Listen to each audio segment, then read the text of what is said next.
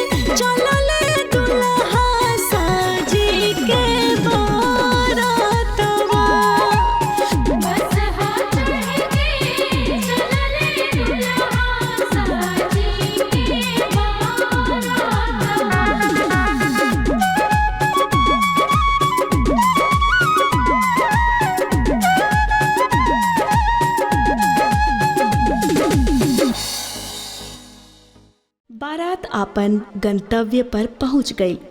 तत्पश्चात दुआरे बरियात लागल। परिछावन के समय भोलेनाथ के मस्त मौला और सर्पधारी अवघड़ रूप देख माई मैना बेहोश हो जाता रही। बहुत लोग बहुत तरह के बात भोलेनाथ के वेशभूषा देखी के राजा के महल के लोग करे लागल और फिर एक बार ओहे मान मनौवल शुरू हो गई कि अभियो भी गौरा बियाह खातिर मना कर देस। पर गौरा जी जैसे ठान लेली कि बर त हमार भोलेनाथ ही हवा।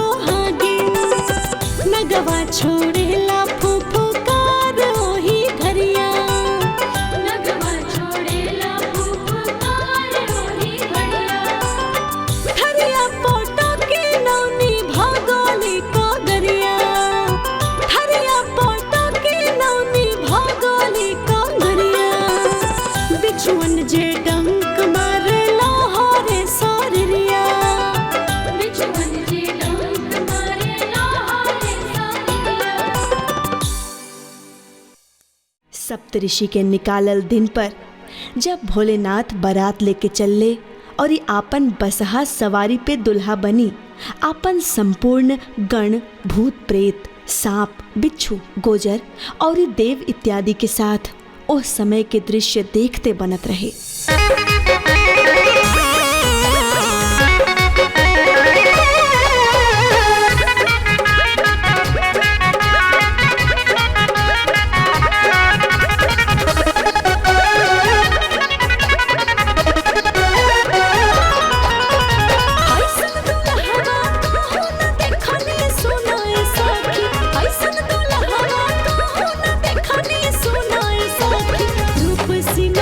के साथ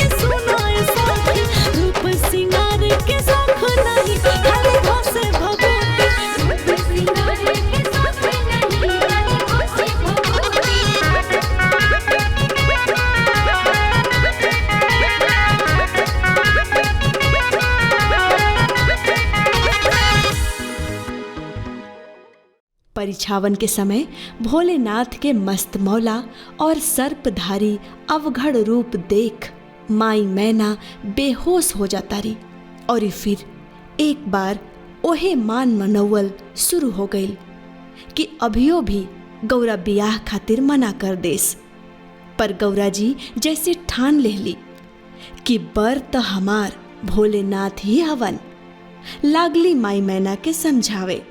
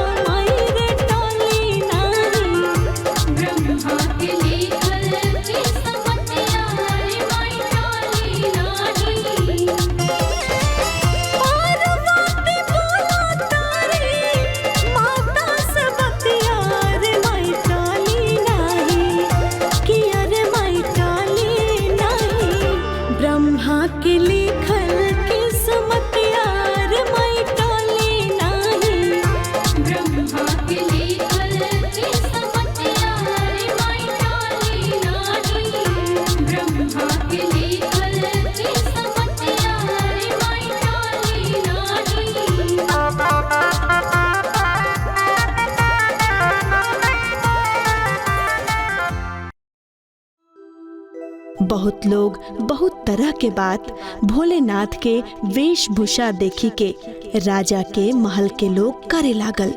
ओही में रानी मैना राजा हिमांचल से कहत तारी, आई सुनी जा।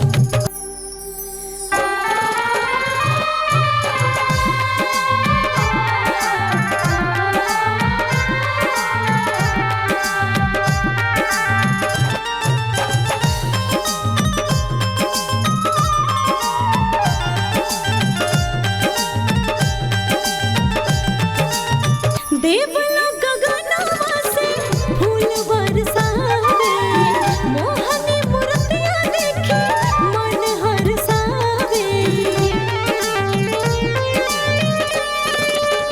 देवलोक गगनवा से फूल बरसावे, मोहनी सूरतियाँ देखी मन हरसावे। जैसे भावरवा कल पे नजर गरावे हो, जैसे भावरवा कल पे नजर गरावे हो। बैठल शंकर दुल्हा देखी मुस्काए हो, सुन के आसनवा पा गौर के बैठावा हो, सुन के आसनवा पा।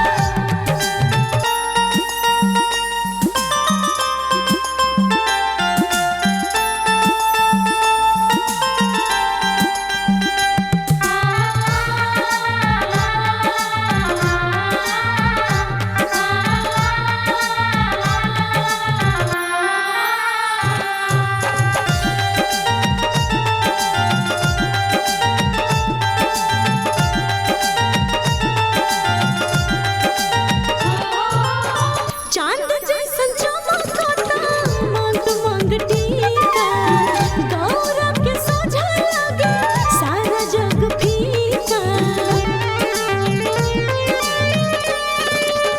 चांद जैसन चमकता मांग मांग टीका, गौरा के सोझा लगे सारा जग फीका। देवगण ऋषि मुनि सिरवा नवावे हो, देवगण ऋषि मुनि सिरवा नवावे हो। मड़वा में चलली गौरा बड़ा मन भावे हो, सुन के आसनवा पा गौर के बैठावा हो, सुन के आसनवा पा।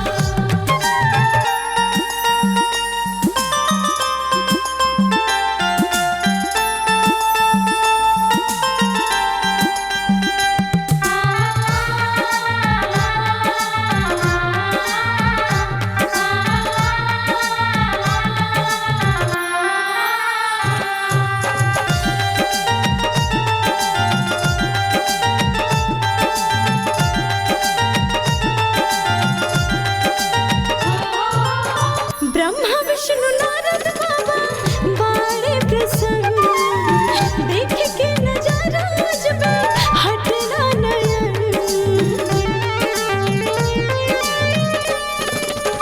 ब्रह्मा विष्णु नारद बाबा बड़े प्रसन्न, देख के नजारा अजबे हटना नयन। मंडप में भइल गौरा के आगमन हो, मंडप में भइल गौरा के आगमन हो।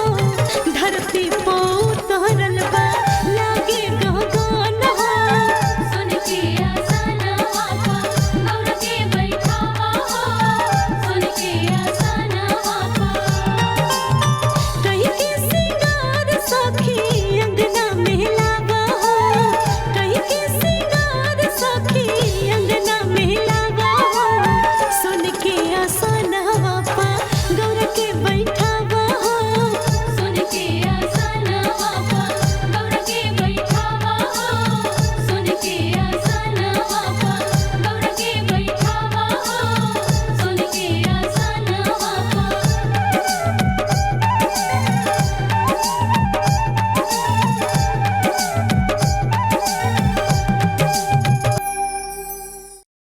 जब भोलेनाथ मोहक रूप धारण कर लेहले, वहां देवतागण सब केहू महादेव के सामने फीका लागे लगले और महादेवी गौरी के रूप त देखते बनत रहे। बियाह जैसे चारों ब्रह्मांड के खूबसूरती भी फीका लागत रहे, जैसे सारा जग एक जगह समाहित हो गइल बा।